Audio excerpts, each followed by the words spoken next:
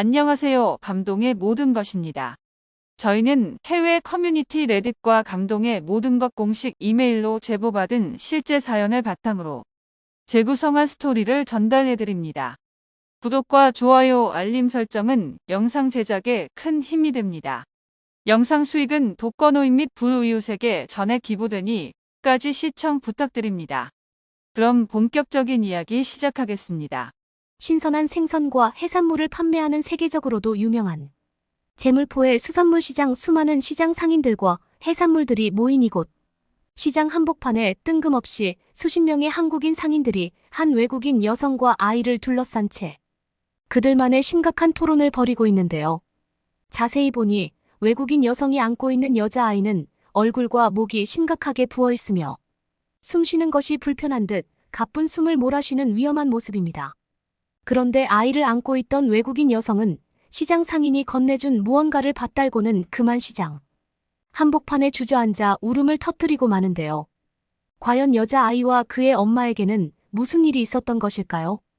안녕하세요.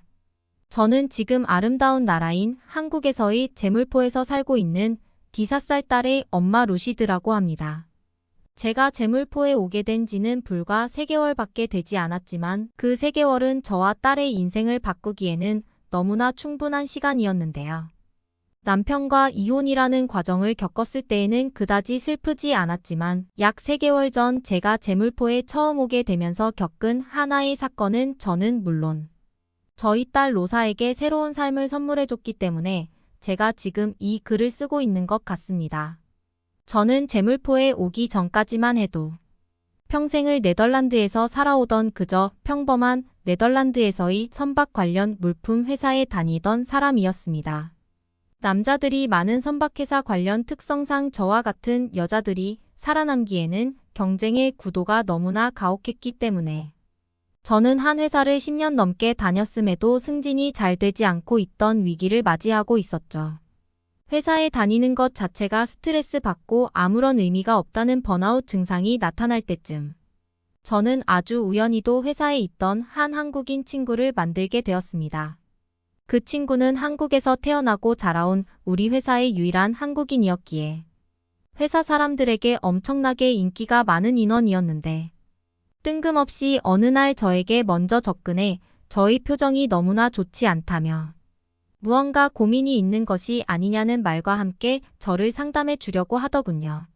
처음에는 경계하기도 했지만 저는 그러한 한국인 친구의 배려가 너무나 감사하다는 것을 알게 되었고 저는 점점 그 한국인 직장 동료의 영향을 받아 한국이라는 나라가 가지고 있는 매력과 한국만의 문화에 대해 깊게 빠져들게 되었습니다. 때마침 직장에서도 심각한 번아웃 증상은 물론 삶 자체가 무의미하다는 과정을 느껴갈 때쯤 한국에 빠져들었기 때문에 저는 회사에서 쓸 수 있는 휴가를 최대한도로 사용하며 한 달에 한 번은 무조건 한국으로의 여행을 떠나는 회사의 입장에서는 정말 못 말리는 사람으로 변해버리게 되었죠. 하지만 실제로 도착해서 저희 눈으로 바라보고 경험해본 한국은 한국인 친구에게 언어와 영상으로만 듣던 것보다 더욱 아름다운 곳이었습니다. 특히 저는 바다와 도시가 밀접하게 연관되어 발전되어 있던 제물포라는 도시를 너무나 좋아했습니다. 바다와 도시 그리고 야경이 어우러지고 그 속에서 평화롭게 산책을 즐기고 있던 한국인들의 모습은 제가 제일 좋아하는 장면이자 여유 중 하나였죠. 특히 모든 해산물을 가리지 않고 좋아했던 저에게 한국인 친구가 추천해준 제물포의 수산물 시장이라는 곳은 저에게는 천국이자 지상낙원이나 마찬가지였습니다. 그 뒤로 저는 한 달에 한 번씩 무조건 한국을 방문하게 될 때에는 제물포에 있는 수산물 시장에 제일 처음 방문했고 제가 올 때마다 친절히 반겨주시는 시장의 한 한국인 할머님 상인분과 친해지게 됐습니다. 매번 저를 반겨주신 할머니 상인분께서도 제가 올 때마다 왔어 라면서 그날 제일 신선한 해산물들을 직접 회로 썰어서 내어주시고는 했죠. 1년이 넘는 기간 동안 한국을 거의 10번 이상 방문했지만 그러한 모든 여행의 첫 시작점이 수산물 시장이었을 만큼 그곳에서 친해진 할머니, 시장, 상인분들은 저에게는 네덜란드에 있는 친어머니보다 더욱 특별하고 소중한 인연으로 이어지게 되었습니다. 하지만 그러한 여행에서의 고마운 인연은 제가 급작스럽게 네덜란드에서 결혼이라는 것을 하게 되면서 완전히 단절되어 버렸죠. 그저 평범한 회사에서의 소개팅으로 만나게 된 남편은 무뚝뚝하기는 했지만 다정한 면도 있었고 매우 중요했던 것은 급작스럽게 생겨버린 아기 때문에 결혼을 할 수밖에 없는 상황이었습니다. 물론 조금 더 신중히 생각할 수는 있었겠으나 저 또한 그를 사랑하고 있었고 또 계속해서 함께 인생을 살아나갈 생각도 가지고 있었기 때문에 양쪽 부모님의 허락 아래 네덜란드에서 결혼식을 올릴 수 있었죠. 결혼 생활이 행복하기는 했지만 뱃속에 아기가 생기고 또 남편과 함께 꾸려나가는 가정이 생기게 되니 회사에 나가지 못하는 것은 물론 제가 좋아하는 한국과 수산물 시장의 해산물을 맛볼 수 없다는 사실은 정말 저를 고통스럽게 만들었습니다. 특히 임신을 했을 때 수산물 시장에서 할머니 상인분이 직접 떠주시던 멍게와 회가 너무나 먹고 싶었지만 그것을 네덜란드에서는 절대 구할 수 없다는 사실은 하루빨리 임신의 모든 과정이 끝나고 한국으로 다시 가게 될 날만을 기다리며 하루하루 버텨가고 있었죠. 그렇게 지금의 딸인 로사가 태어나고 저와 남편은 매우 정신없는 몇 년의 시간을 보내게 되었습니다. 남편도 저도 육아는 처음이었기 때문에 많은 시행착오를 겪어야만 했는데 그러한 와중에도 저와 친하게 지내던 한국인 친구가 종종 저희 집에 놀러와 로사를 봐주거나 제가 좋아하는 해산물을 이용한 죽을 직접 끓여주면서 저는 수산물 시장에 대한 향수를 그나마 달래고 있었죠. 그렇게 로사가 어느 정도 걸어다니고 말도 할 수 있게 되었을 때 저는 지금이야말로 로사 그리고 남편과 함께 수산물 시장에 가볼 기회가 생겼다고 생각하고 한국으로의 처음 시도하는 가족 여행을 계획하게 되었지만 이러한 꿈은 그때 당시 제가 다니고 있던 직장에서의 강제적인 통보로 조각나고 말았습니다. 완전한 육아 관련 휴가가 끝나고 회사로 처음 복직하게 된 날, 직장 상사가 저를 부르더니 한 개월 뒤 곧바로 중국에 있는 지사로 떠나야 될 것 같다면서 강제적인 발령을 통보했던 것이었죠. 아기를 낳고 힘들었던 시간도 잠시 다시 회사로 돌아와 정상적인 생활에 복귀를 꿈꿔오던 저에게 그러한 회사의 통보는 믿고 싶지 않을 만큼 고통스러웠고 중국이 아닌 한국에 있는 지사로 가면 안 되겠냐는 제안을 역으로 하기도 했지만 이미 그곳에는 자리가 없다는 말과 함께 그저 저에게 3년 동안은 중국의 지사에서 관련 업무를 진행해 달라며 황당스러운 제안을 하더군요. 그렇게 저는 하루아침에 무려 3년이 넘는 시간을 중국에서 강제적으로 보내야만 되는 사람이 되어버리고 말았습니다. 딱히 중국이라는 나라 자체에 악감정이 있던 것은 아니지만 아이를 키우는 처지에서 환경이 좋지 못한 중국에 가야 된다는 사실은 정말 많은 고민이 들게 하더군요. 또한 더욱 문제가 되었던 것은 남편 혼자 아이를 키울 수는 없었기에 모든 가족이 저를 따라 중국으로 함께 이동해 사실상 중국에서 생활하는 가족이 되어야 한다는 것이었습니다. 그날 바로 남편에게 이러한 문제에 대해 대화를 나눠보았고 결국 남편도 아이를 키우기 위해서는 어쩔 수 없다는 듯이 중국으로 같이 가야 될 것 같다면서 자신이 다니고 있던 직장에도 중국에서의 지사 이동이나 중국에 있는 다른 관련 기업에 들어갈 수 있는 이직 방법을 알아보겠다며 다소 곤란한 표정을 짓더군요. 사실 남편과 저희 회사에 관련된 상황은 그저 직장을 옮기고 천천히 중국어를 배워나가며 업무를 진행하면 되는 것이었지만 문제는 새로운 환경에 다시 적응해야 되는 이제 막 D4살이 된 딸 로사였습니다. 결국 저와 남편 그리고 5살 딸 로사는 제가 처음 계획한 대로 수산물 시장으로의 가족 여행은 시도조차 하지 못한 채 생전 처음 경험해보는 중국의 도시 중 하나에 정착하게 되었습니다. 한국을 이미 경험해서인지 처음 마주하게 된 중국은 한국과 너무나 비교가 되는 다소 생활의 질이 좋지 못한 것처럼 보이는 주변 환경은 물론 시민의식조차도 한국인들과는 너무나 차이가 크게 나서 처음에는 적응하는 것이 너무나 힘들었습니다.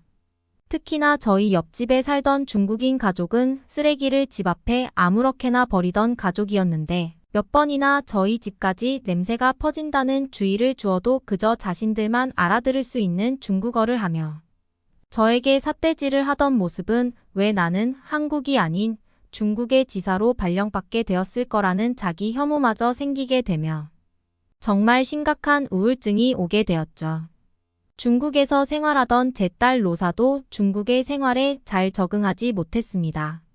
먹는 것에서도 너무나 차이가 크게 났고 특히 중국의 부모들은 로사를 볼 때마다 자신의 아이들에게 로사와 가까이 하면 절대 안 된다며 알 수 없는 차별적인 모습을 보였기 때문에 로사는 중국에 온 지 3개월이 넘었음에도 친구를 전혀 사귀지 못한 것은 물론 로사를 받아주는 중국의 보육시설조차 거의 없어서 그저 집에서 시간만 보내는 날이 늘어가게 되었죠. 그러던 어느 날 가족 전원이 중국에 있던 한 오리고기 전문점 식당에 밥을 먹으러 갔던 적이 있었는데 이상하게 로사가 그 음식점에서 오리고기를 먹고 온 날부터 턱과 목 부분이 자꾸만 부어가는 것은 물론 밤에 잠을 잘 때 제대로 숨을 쉬지 못하는 이상 증상이 나타나더군요. 로사를 데리고 중국에 있는 거의 모든 병원을 방문해 상담을 요청했지만 중국에 있던 식당에서 오리고기를 먹고 아이의 몸이 이상해졌다는 말을 할 때마다 중국 병원의 의사들은 아무런 이상이 없으니 돌아가라는 말을 하는 것은 물론 외국인은 진료를 받지 않는다며 사실상 진료를 거부하는 차별을 받게 되었습니다. 그렇게 아무런 치료도 받지 못한 채 하루하루 시간이 지날수록 로사의 목은 너무 많이 부어올라 고개를 숙일 수 없는 상황에 부딪히게 되었고 이제는 평소에도 숨쉬기가 불편해지며 로사가 너무나 힘들어하는 상황에 도달하게 되었죠. 그리고 그러던 와중 남편은 어느 날 중국인 여자와 바람이 났다며 더는 자신을 찾지 말라는 편지와 함께 저는 로사가 아프던 와중 남편에게 이혼 통보마저 받게 되었습니다. 이러한 상황에 부딪히게 되니 정말 더는 살아갈 힘이 나지 않는 것은 물론 점점 목과 얼굴이 이유 없이 부어오르며 숨쉬기가 힘들어지는 로사의 얼굴을 볼 때면 로사를 받아주지 않는 중국의 병원이 원망스럽고 저의 인생 자체가 원망스럽더군요. 그러던 어느 날 여느 때와 다름없이 방문하게 된 한 중국의 병원에서도 진료 거부를 당하고 돌아가려던 찰나 중국인이 아닌 한 외국인 간호사가 로사의 기도가 너무 좋지 못한 상황이니 중국의 병원에 희망을 품지 말고 하루빨리 중국이 아닌 다른 나라의 병원에서 진료를 받아보라며 이곳에서는 외국인에 대한 차별 그리고 특히 중국의 음식을 먹고 그렇게 되어버렸다는 말을 하면 아마 끝까지 진료를 받아주지 않을 것이라며 충격적인 설명을 해주었습니다. 그렇게 하루하루 시간이 지날수록 로사는 이제 종종 숨이 막혀 순간적으로 정신을 잃는 증상마저 나타날 때쯤 저는 모든 삶을 포기하고 싶다는 생각이 들더군요. 중국인이 운영하는 병원이 아닌 다른 병원도 가보았으나 중국 정부의 법 때문에 자신들이 도와줄 수 있는 것은 없다는 말을 마지막으로 들었을 때 저는 이제 그만해야겠다는 생각이 들었습니다. 그리고 이러한 생각이 드니 그나마 경험해 본 적 있는 한국에 가서 수산물 시장에 있던 할머님들을 만나보고 싶다는 생각이 들었습니다.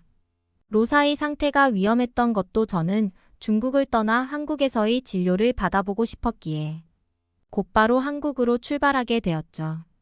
로사의 얼굴과 목에나 암과 같은 혹 때문에 입국 심사를 진행하는 것은 까다로웠지만 힘들게 수산물 시장에 도착할 수 있었습니다. 그리고 몇 년 전 제가 자주 방문했던 한 할머니네 가게에 도착하게 되었죠.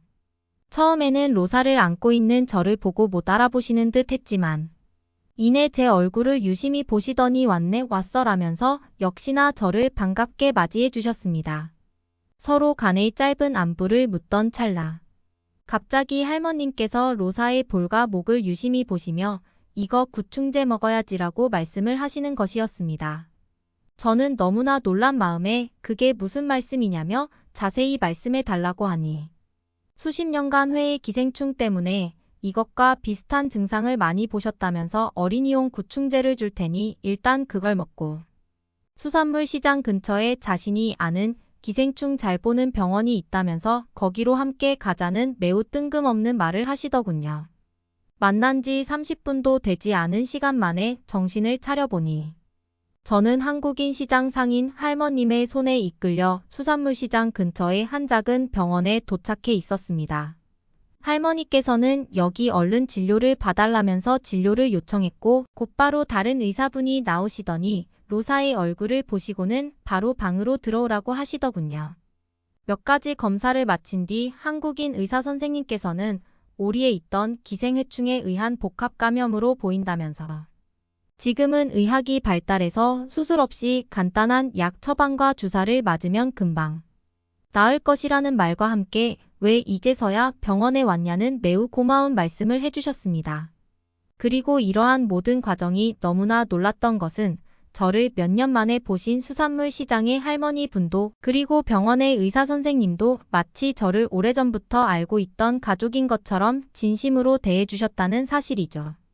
그날 밤 약을 처방받고 주사를 맞은 날 딸 로사의 상태는 급격히 안정화되어 가기 시작했습니다. 목과 입에 있던 큰 물혹 같은 것도 곧바로 크기가 줄어드는 것이 눈으로 보일 정도였고 로사가 숨쉬기 편한 것을 보니 수산물 시장의 할머님께 너무나 감사한 마음이 들더군요.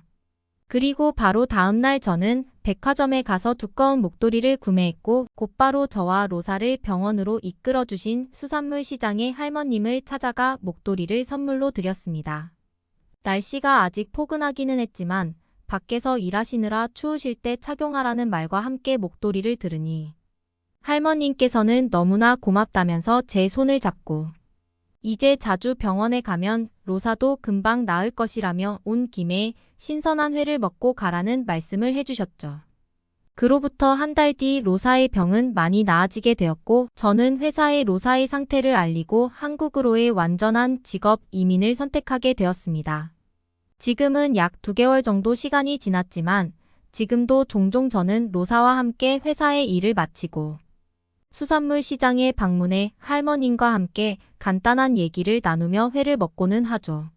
중국에 있었던 시간과 중국으로 인해 아팠던 로사를 생각하면 가슴이 아프지만 그러한 과정이 있었기에 한국에 살고 있는 지금은 너무나 행복하고 또 감사한 마음이 드는 요즘입니다. 그러면 다음 사연을 들려드리게요. 정말 마지막이니까 딱 마지막으로 한 번만 다녀올게요. 제발요. 안녕하세요. 저는 프랑스에서 음식점을 운영하고 있는 바르망이라고 합니다. 저는 한국에서 보고 온 방식을 그대로 제가 운영하는 식당에 적용하는 방식으로 가게를 오픈하게 되었고요. 그리고 지금 그 결과는 꽤나 만족스럽습니다. 제가 한국에서 무엇을 보고 왔고 그리고 어떻게 그것을 적용시켰는지 말씀드려 볼까요? 저희 부모님은 파리에서 오래전부터 식당을 운영해 오셨습니다. 파리는 관광객들에 의해서 유지가 되는 도시라고 해도 과언이 아닌데요. 저희 부모님도 아주 오래전부터 관광객을 상대로 한 음식 장사를 하셨습니다. 부모님이 하시는 가게 포함 대부분의 이곳에 있는 식당들 및 디저트 가게들은 품질이 사실 좋다고 하기에는 부족합니다. 왜냐하면 지역에서 꾸준히 오랜 기간 자리 잡으며 단골을 확보하고 평판을 좋게 해서 그런 가게의 이름값으로 장사를 하는 것이 아니고 매일같이 바뀌는 수많은 관광객을 상대로 보다 더 저렴하게, 보다 더 심플한 음식 대신에 적당한 퀄리티의 가성비의 가게를 차려야만 장사가 잘 되죠. 저는 어릴 때부터 부모님이 일하시는 식당에 놀러 가고는 했고 주방에서 음식 준비를 하는 아버지를 도와서 간단한 일도 도와드리고는 했어요. 고등학생쯤 돼서는 방학 때나 주말에는 종종 야채를 다듬는 일을 도와드리기도 했어요. 용돈벌이를 부모님의 가게에서 하고는 했던 것이죠. 단순히 부모님 일을 도와드리는 것에서 그치지 않고 저는 요리에 관심이 많았어요. 하지만 분명한 것은 이렇게 관광객을 상대로 가성비 위주의 단촐한 식사보다는 나름대로 철학 있고 나름대로 컨셉트 있는 식당을 운영하고 싶었습니다. 부모님은 지금 가게가 잘 되고 이런 식으로 음식 장사를 해도 우리가 먹고 사는데 지장이 없고 이 가게를 같이 운영하다가 나중에는 대를 이어서 운영하면 될 것이고 뭘 더 바랄 게 있겠냐며 그런 철학적인 음식이나 품격 있는 음식점을 차리는 것은 또 다른 문제라며 저와는 약간의 다른 의견을 가지고 계셨습니다. 그래도 부모님은 제 포부를 꺾지 않으셨고 프랑스의 괜찮은 요리 스쿨에도 다닐 수 있게 학비를 지원해 주셨어요. 멀리 마르세유로 가서 생활하며 요리에 대한 호기심과 요리에 대한 실력을 쌓고 있었습니다. 하지만 제가 꿈꾸던 철학이 있는 요리 컨셉이 명확한 요리라는 것은 정말 어려웠습니다. 보통 그런 실력 있는 셰프가 되기 위해서는 유명한 레스토랑에 들어가서 허드렛일부터 해서 단계를 밟아가며 결국에는 요리까지 할 수 있는 자리에 올라가야 하는데 보통은 못해도 10년 이상은 꾹 참고 일해야 그런 자격이 주어지고 거기서도 뚜렷한 성과를 보여주거나 요리에 대한 감각이 두드러져야 독립할 수 있는 실력이 갖추어진 요리사가 완성되는 게 일반적이었습니다. 요리를 좋아하고 요리를 잘하고 손님들에게 만족할 만한 요리를 제공하는 데서 그치는 게 아니라 엄격하게 정글같이 수많은 경쟁자를 이겨내고 수많은 난관을 이겨내야만 도달할 수 있는 자리처럼 보였습니다. 저는 그런 레스토랑에서 하루 종일 감자를 깎던가 양파를 까던가 단순히 요리 재료를 손질하는 일만 해야 했습니다. 그리고 그런 생활이 몇 달간 이어졌고 요리사가 되겠다는 제 꿈은 이상한 현실 앞에서 산산조각 나버렸습니다. 왜냐하면 저는 4달째 제대로 된 요리를 할 기회조차 주어지지 않았는데 저보다 더 어리고 요리에 대해 관심도 별로 없어 보이는 남자아이가 들어오더니 처음부터 불 앞에서 요리를 다루는 걸 가르치더군요. 그 레스토랑 사장의 아들이래요. 이 레스토랑의 최대 권위자는 주방을 총괄하는 셰프로 알고 있었는데 사장이 따로 있었고 사실 사장과 셰프와는 아주 가까운 친척 사이라고 했어요. 그러니까 자신의 핏줄이니까 저같이 바닥부터 열심히 일하려는 사람이 일을 배우기에는 뭔가 모순된 구조를 가지고 있었던 것이죠. 그냥 이럴 거면 부모님이 하시는 가게에서 마음 편하게 일하고 싶다는 생각이 들었고 그런 철학 있고 명성 있는 유명한 요리사가 되는 것은 정말 허황된 꿈이라는 생각을 했어요. 이것마저도 인맥이 있어야 하는구나, 출발선이 동일하지는 않구나 느끼게 되었고 이게 바로 현실이었고 냉혹한 사회였죠. 저는 당장 그만두고 파리로 돌아왔습니다. 그리고 부모님 주방에서 일손을 도왔어요. 하지만 똑같이 반복되는 음식을 만들고 개성이라고는 없는 가성비 위주의 음식들을 만들어야 했고 그대로는 조금 억울한 마음이 들었습니다. 그래서 정말로 마지막으로 새로운 도전을 해보고 싶었습니다. 부모님께 이야기해서 요리에 대한 아이디어를 얻고 내가 창업을 해보고 싶다며 말이죠. 그러기 위해서는 솔직히 부모님의 지원이 매우 절실한 상황이었습니다. 부모님은 생각보다 흔쾌히 허락해 주셨고 괜찮은 아이디어를 잘 구상해서 오면 관광객을 상대로 하는 식당 말고 제 꿈대로 파리의 주거 지역 한가운데 프랑스 사람들이 찾아올 수 있는 식당을 오픈해 주겠다고 약속도 해주셨어요. 그리고 아버지는 저한테 그동안은 한 번도 해주시지 않은 이야기를 해주셨죠. 아버지도 오래전 저처럼 요리에 대한 열정과 꿈을 가지고 요리 스쿨도 졸업하고 유명한 레스토랑에 가서 말단 직원으로 일을 시작했다고 했습니다. 아버지는 오랜 기간 그 레스토랑에서 잘 버텨오셨고 나름대로 중요한 포지션까지 올라갔다고 했어요.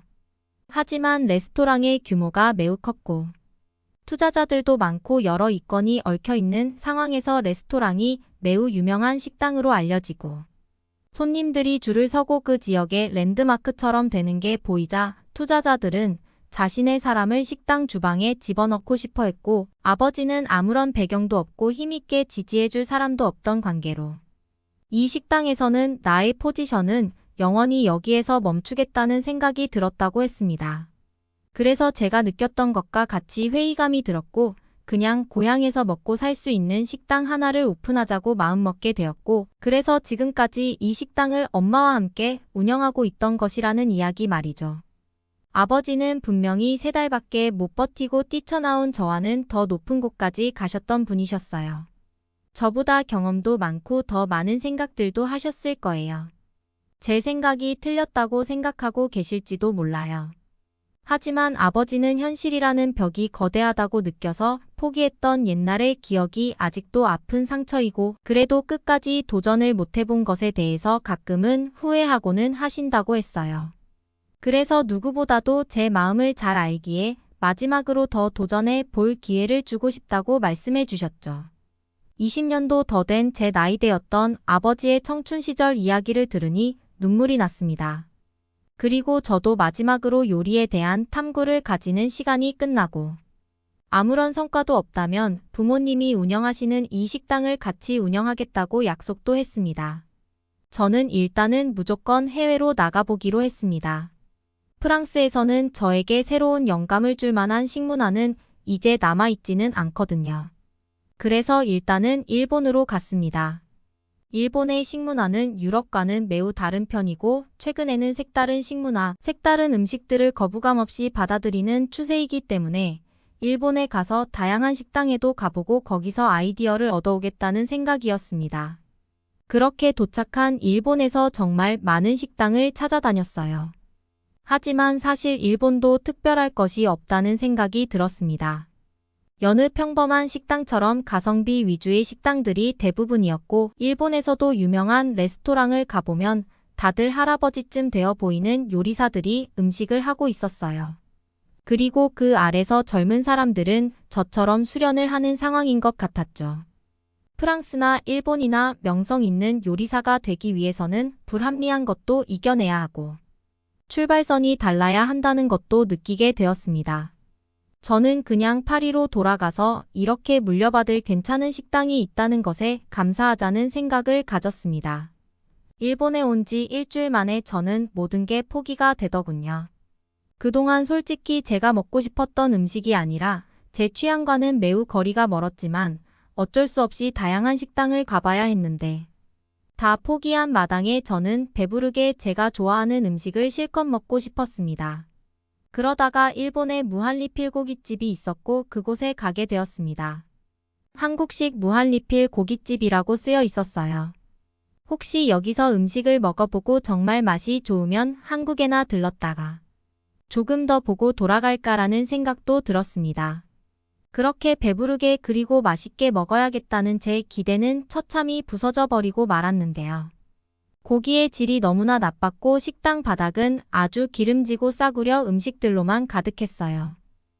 무한리필집이니만큼 아주 좋은 품질의 음식들이 아닐 수도 있겠다는 생각을 했는데 정말 제가 가본 곳 중에 최악이었습니다. 배부르게 먹지도 못하고 그냥 나와야 했죠. 그나마 퀄리티 있는 음식이 주방에서 나오면 그것을 가져가기 위해서 많은 사람들이 경쟁을 하는 듯이 보이기도 했어요.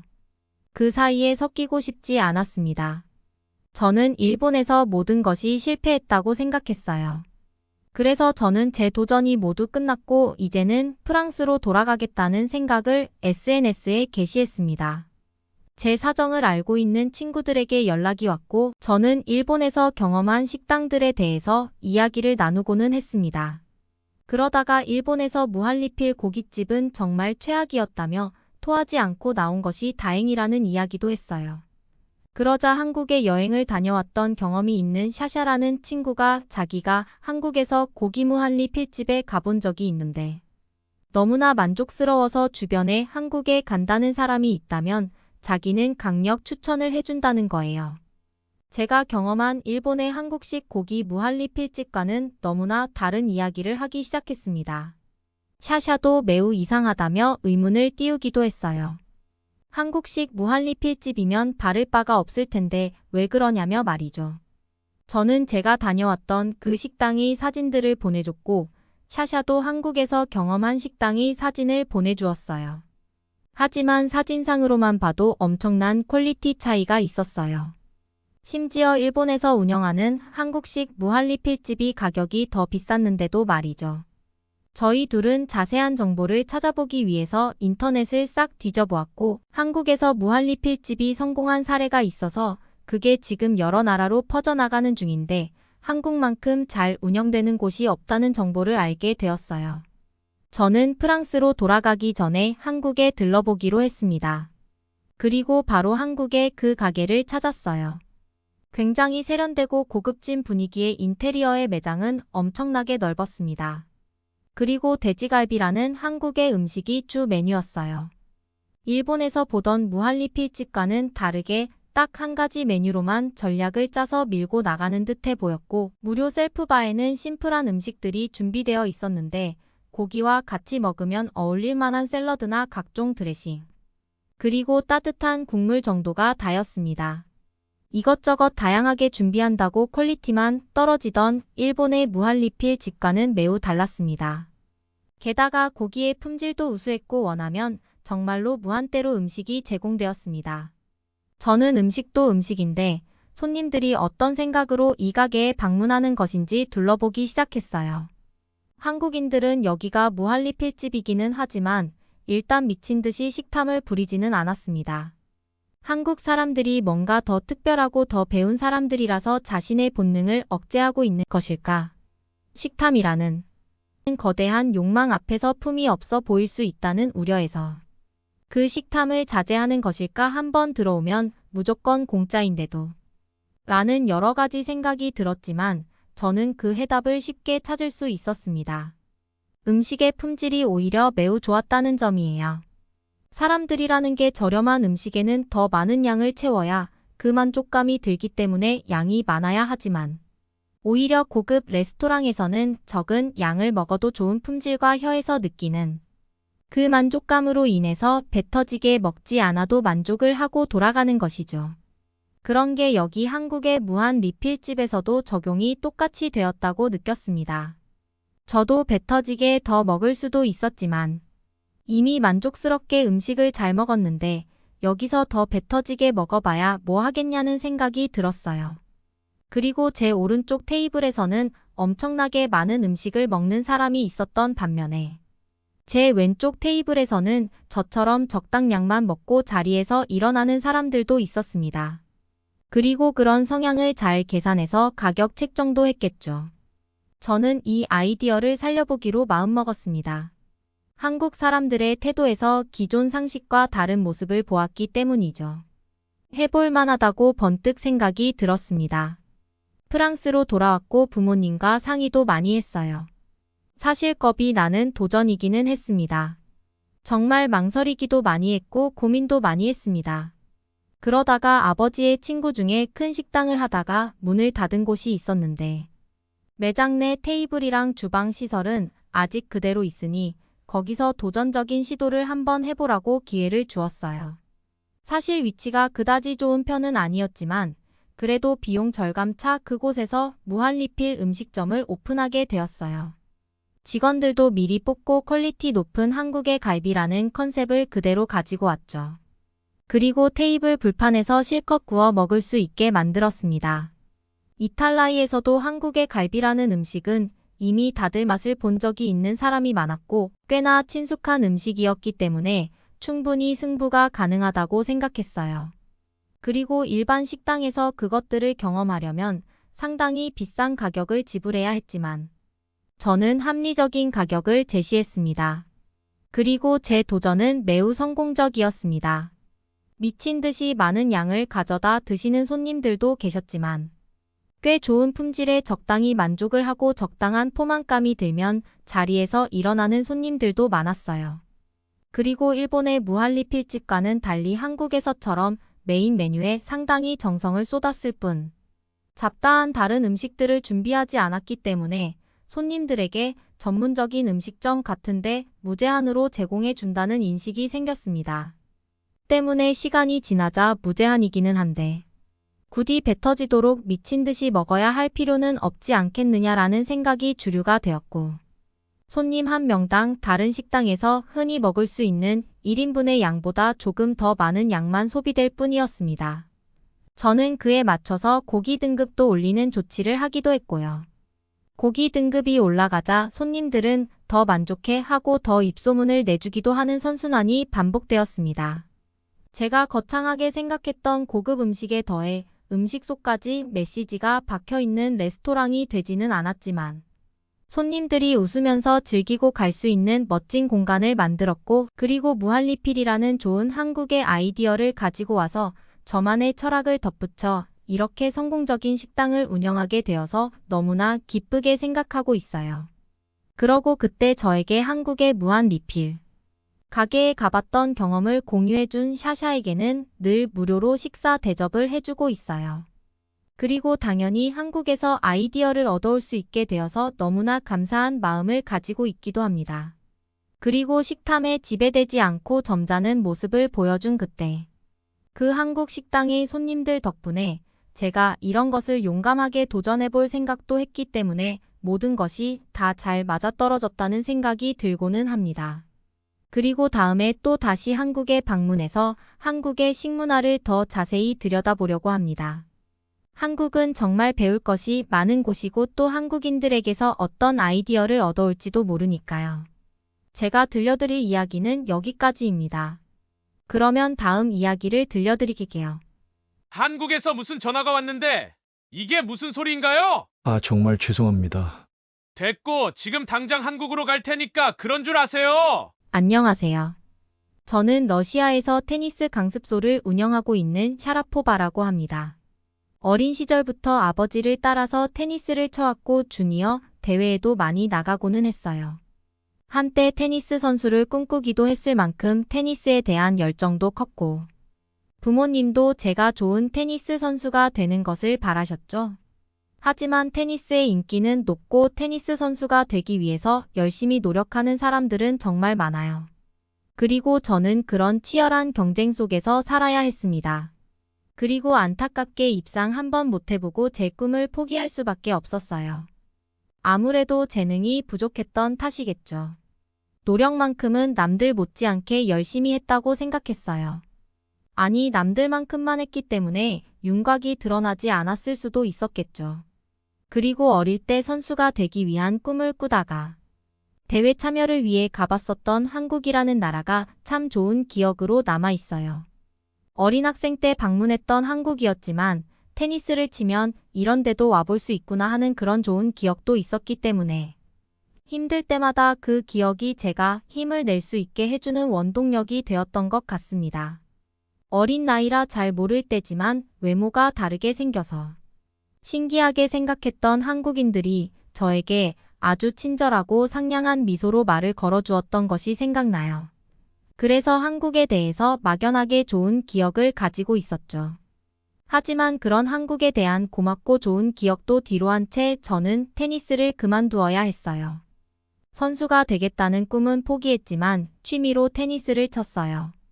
원래 아버지도 취미로 테니스를 치셨고 지역 대회에 참여도 하고 본선까지 가는 것으로 만족하는 분이셨기 때문에 본업을 가지고 취미로 테니스를 치는 일도 즐거운 일이라고 생각을 했습니다. 하지만 늘 좌절하라는 법은 없잖아요. 저는 한 가지 재능을 발견하게 되는데요. 보는 눈이 좋았다고 할까요? 잘 치는 선수들의 동작을 잘 볼 줄 알았고 눈은 되었는데 몸이 안 따라주는 안타까운 상황이었죠. 그래서 선수는 못 되었지만 강사로서의 자질은 충분히 있었습니다. 빠르게 움직이는 동작과 자세 안에서 문제점을 빠르게 캐치하고 그것을 지적해줄 눈썰미는 가지고 있었거든요. 어린 시절부터 제가 뛰고 있는 경기를 녹화한 비디오를 보면서 제 문제점도 알고 있었고 여러 가지 분석을 했던 경험 그러나 신체 능력이 부족해서 그런 게 수정이 안 되어서 선수 생활을 포기해야 했던 그런 경험들이 이제 와서 보니 누군가를 가르치기에는 너무나 좋은 재능으로 생각되었거든요. 그렇게 주에서 운영하는 테니스 교습소의 강사로 취직을 했습니다. 깔끔하게 설명도 잘하고 부상당하지 않게 자세 교정도 잘해주는 강사로 소문이 났어요. 그리고 제가 선수로서 커리어가 없기 때문에 아무래도 성인들을 가르치기에는 그 명성이 부족했다고 해야 하나요? 성인들을 가르치고 레슨비를 받기에는 아무래도 인정받는 커리어는 아니었으니까요. 그렇게 초등학생들을 교육하는 전문 강사로 활동을 하고 있었어요. 저는 기본기를 굉장히 중요하게 생각했고 특별한 스킬은 저도 없기 때문에 화려한 스킬을 가르치기보다는 무작정 기본기 훈련에 열심히 했습니다. 그리고 그런 게 효과가 있었는지 제가 가르쳤던 어린 학생들이 테니스에 대한 꿈을 가지고 테니스 선수가 되겠다는 학생들이 많았어요. 그리고 그 학생들은 대부분 좋은 성적을 보여주고 있었어요. 그렇게 저는 제가 가르친 학생들을 응원하며 평범하게 강사 생활을 하고 있었습니다. 그러다가 저에게 제안이 오게 되는데요. 한 고등학교에서 저에게 테니스 코치 자리를 제안해 준 것입니다. 저는 너무나 놀랐어요. 러시아에서 운영하는 강습소에서 그냥 누구보다 평범하게 강사 생활을 하고 있었는데 생각지도 못했던 갑작스러운 제안이었습니다. 하지만 저는 그 자리를 거절해야 했습니다. 여러 가지 이유가 있지만 그 자리는 성적에 매우 민감한 자리입니다. 저는 치열한 경쟁에 밀려서 낙오했던 경험 때문에 그 자리를 엄두조차 낼 수 없었어요. 저는 다른 학교의 테니스부와 치열하게 싸워서 이기라는 말들을 학생들에게 하고 싶지가 않았습니다. 그렇게 쥐어짜내고 스트레스를 받아가며 경쟁하는 것과 제 성향은 너무 안 맞았거든요. 그럼에도 불구하고 제가 어릴 때 가르쳤던 학생들이 테니스부가 있는 학교에 진학하면서 차기 코치로 저를 지목해 주어서 저에게 제안이 왔던 상황임을 알았기 때문에 거절하는데 더 힘이 들었습니다. 하지만 저는 좋은 생각이 떠올랐습니다. 그동안 저에게 배운 수많은 학생들 중 아직도 테니스를 하고 있는 학생들이 많이 있었고 그들이 기본기를 철저하게 교육시키는 제 교육 철학을 좋게 평가해 주어서 고등학생이 되었음에도 불구하고 저에게 교육을 받기를 원하는 수요가 많다는 것을요. 저는 과감하게 도시 외곽에 테니스 강습소를 오픈했습니다.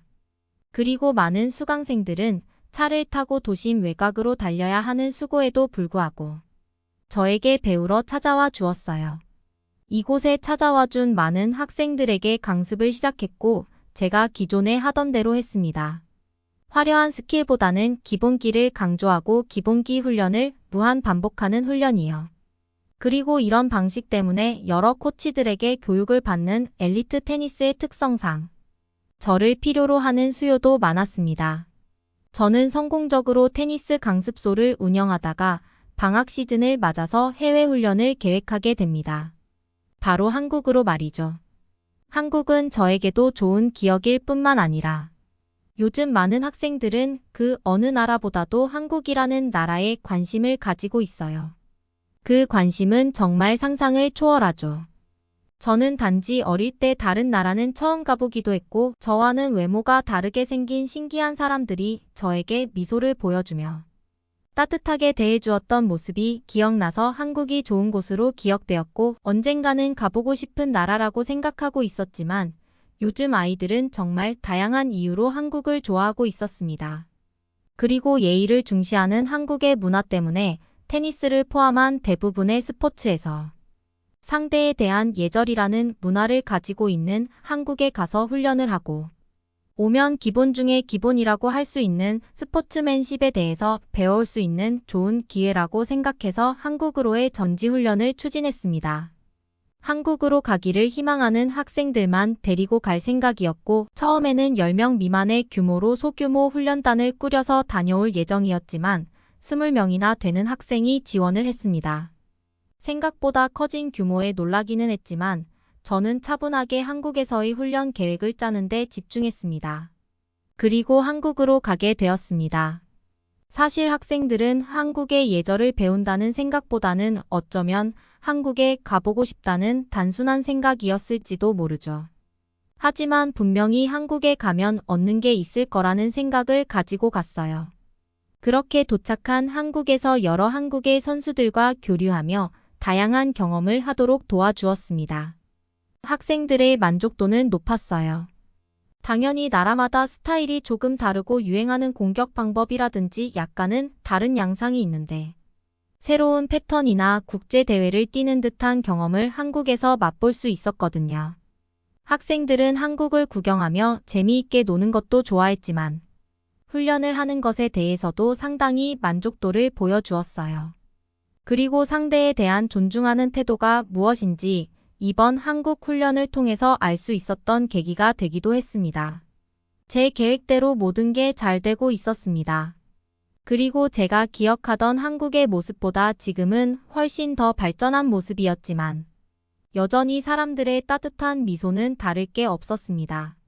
한국에 오니 어릴 때 생각도 나고 학생들의 훈련을 모두 마치고 하루의 모든 일정이 끝나면 종종 혼자 밤거리를 나서서 조용하게 걸으며 옛날 기억에 대한 회상도 하며 여러 가지 생각도 하게 되는 정말 좋은 경험이었습니다.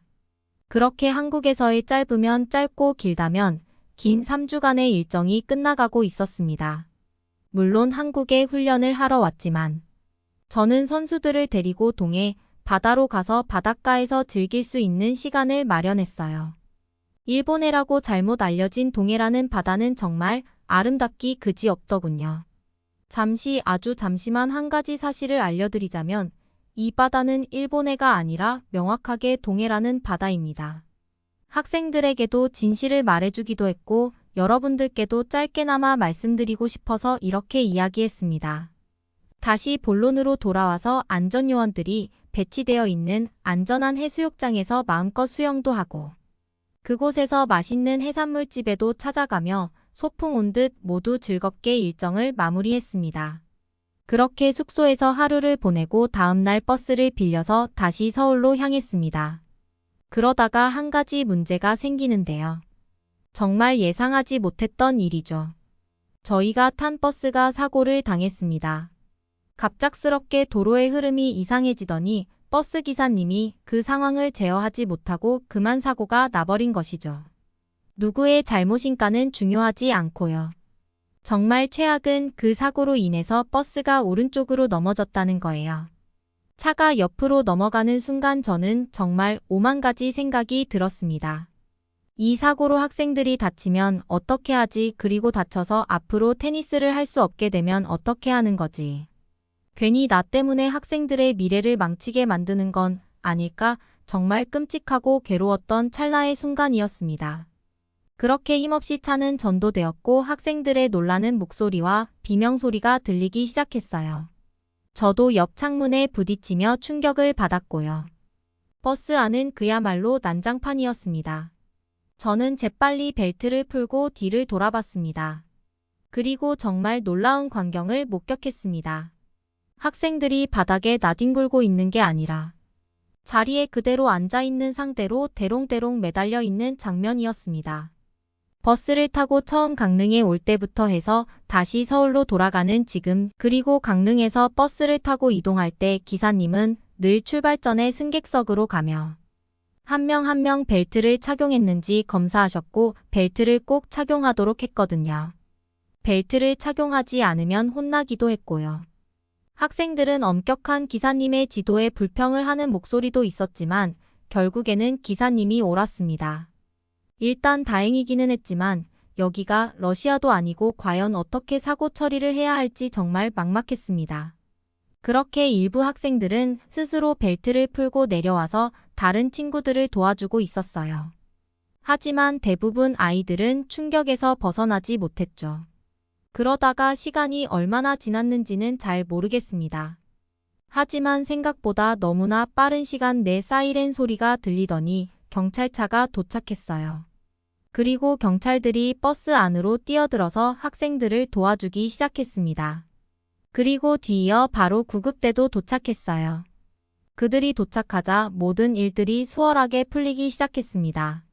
버스 밖에는 수많은 긴급차들이 도착해 있었고 제복이 아니라 일반 사람들로 보이는 사람들도 하나같이 저희를 구조해 주었습니다. 그들은 주황색 등을 달고 있는 견인차 기사들이었던 것 같아요. 정신이 없어서 저는 구급대원들이 시키는 대로 따랐고 어느새 저는 구급차에 실려서 어디론가 이동되고 있었습니다. 그리고 저는 정신을 차리고 학부모님들에게 전화를 하기 시작했어요. 한두 통 전화를 하고 있는데 갑자기 여기저기서 전화가 계속 들어오고 있었어요. 학부모님들의 전화였습니다. 이제 막 한 명 한 명 부모님들에게 전화를 드리기 시작했는데 대부분의 학부모들이 이 사실을 알고 있었어요. 알고 보니 여러 구급차에 실려서 이송 중인 학생들에게 구급대원들이 핸드폰을 통해서 사고 사실을 다 알리고 있었으며 그 대응 속도가 매우 빨랐던 것이죠. 심지어 어디 병원으로 가고 있다는 것까지 이미 러시아에서 알고 있었습니다. 급하게 비행기표를 끊어서 오겠다는 학부모들이 대부분이었어요. 저는 병원에 도착해서 진료를 받았으나 간단한 타박상 말고는 아무런 부상이 없어서 바로 퇴원을 했고, 그리고 한 곳의 병원에 학생들이 모두 모여 있는 것이 아니라 치료를 위해 여러 곳의 병원으로 흩어져 있더군요. 한국에서는 이런 많은 인명피해 사고로 예상되는 사고에 있어서 각기 다른 병원으로 이송한대요. 왜냐하면 그래야 신속하게 치료를 받을 수 있고 한 병원에 20명이 몰려가면 대응이 다 안 되기 때문이래요. 정말 훌륭한 매뉴얼이라는 생각이 들었습니다. 저는 한국의 이런 시스템에 감탄하고 놀랄 수밖에 없었지만 제가 사고를 수습하고 학생들을 하나하나 만나서 괜찮은지 상태를 살피기에는 어려웠습니다. 저는 답답한 마음에 병원 관계자에게 학생들이 다 어디 있는지 물어봤지만 병원 관계자들은 자신들은 그저 들어오는 환자를 받았을 뿐 자세한 내용은 몰라 하는 눈치였습니다. 그러자 간호사 한 분이 소방서와 연락을 할 수 있도록 도와주겠다고 했고, 머지않아 저에게 낯선 번호로 전화가 왔고 그것을 받으니 그때 출동했던 소방서라며 학생들이 어느 병원에 가 있는지 모든 자료를 주었습니다. 그리고 학생들의 상태를 한 명 한 명 대략적으로 설명까지 해주었습니다. 뭔가 완벽하고 신속한 일처리에 제가 도움을 요청하면 한국인들은 모두 저를 도와주는 느낌이었습니다. 그리고 다행인 것은 크게 다친 학생들은 아무도 없다고 했습니다. 사고 당시 핸드폰이 밖으로 날아가 버려서 연락이 안 되는 학생들을 제외하고 결국에는 모두 연락이 되었으며, 핸드폰을 가지고 있지 않은 학생들도 같은 병원에 가 있던 다른 친구들의 도움으로 모두와 통화해 볼 수 있었어요. 그리고 사고 후 20시간이 안 되어서 모든 학부모들은 자녀들이 있는 병원에 도착했고요. 얼마나 바쁘게 움직였던지 결국에는 모든 학생들 그리고 모든 학부모님들과 만나며 돌아다녔습니다. 그리고 하나같이 학부모님들은 큰 사고가 났지만 선생님이 열심히 대처해 주셔서 이렇게 신속하게 소식을 알 수 있었고, 게다가 이렇게 진료까지 빠르게 받을 수 있었다며 너무나 고맙다는 인사를 들었습니다. 하지만 저는 한 게 없어요. 그냥 불행하게 사고가 났고 한국의 시스템이 작동해서 알아서 수습이 된 것 같은데 뭐라고 설명해야 할지도 모르겠더군요. 무엇보다도 다들 운동을 하는데 지장이 없는 수준의 부상에 머물러서 정말 다행이기도 했고요. 러시아로 돌아와서 저는 학부모님들을 모아두고 사과를 드려야 했습니다. 하지만 학부모님들은 그럴 필요가 없다며 사과를 해야 할 상황은 아니라며 오히려 저를 위로해 주셨죠. 그리고 한국이 아니라 아마 다른 나라 같았으면 이런 훌륭한 대처가 없었을 것이라며 사고는 불행했지만 다음에 또 전지 훈련을 가야 한다면 무조건 한국이라며, 한국에서는 어떤 일이 생기더라도 그들의 대처가 매우 훌륭하다는 이야기까지 오고 갔습니다. 크게 죄송한 마음으로 학부모님들께 사과를 건넸고 학부모님들의 너그러운 이해로 이 사건은 무사히 넘길 수 있었습니다. 학부모님들의 말씀대로 다른 나라에 갔었다가 이런 사고를 당했다고 하면, 아니 그냥 이곳 러시아에서 그런 일이 있었다고 하더라도 대처가 매우 미흡해서 제가 정말 곤란한 상황에 빠졌을 수도 있겠다는 생각이 들거든요. 하마터면 아찔할 뻔했던 경험이 다행스럽게 잘 넘어가게 되어서 너무나 감사하다는 생각을 하고 있습니다. 다시 한번 가보게 된 한국에서 아찔한 경험을 했지만 한국이라는 나라가 더 좋아지는 것은 괜한 기분이 아닌 것 같습니다. 다시 한번 저희를 도와주었던 수많은 한국인들에게 감사하다는 말씀드리고 싶습니다. 정말로 감사드립니다. 제가 들려드릴 이야기는 여기까지입니다. 오늘의 사연은 여기까지입니다. 응원이나 남기고 싶은 말이 있으시면 댓글로 남겨주세요. 사연자분께 전달해 드리겠습니다. 저희 감동의 모든 것은 실제 사연 제보를 받고 있습니다. 채택되신 분께는 선물도 드리고 있습니다. 저희의 사연이 여러분의 하루의 작은 힘이 될 수 있었으면 좋겠습니다. 지금까지 한국의 감동적인 이야기를 전해드리는 감동의 모든 것이었습니다. 구독과 좋아요를 눌러주시면 영상 제작에 큰 힘이 됩니다. 감동적인 사연을 주변 사람들에게 공유하고 함께 이야기 나눠보세요. 끝까지 시청해주셔서 감사합니다. 더욱 더 좋은 영상으로 찾아뵙겠습니다.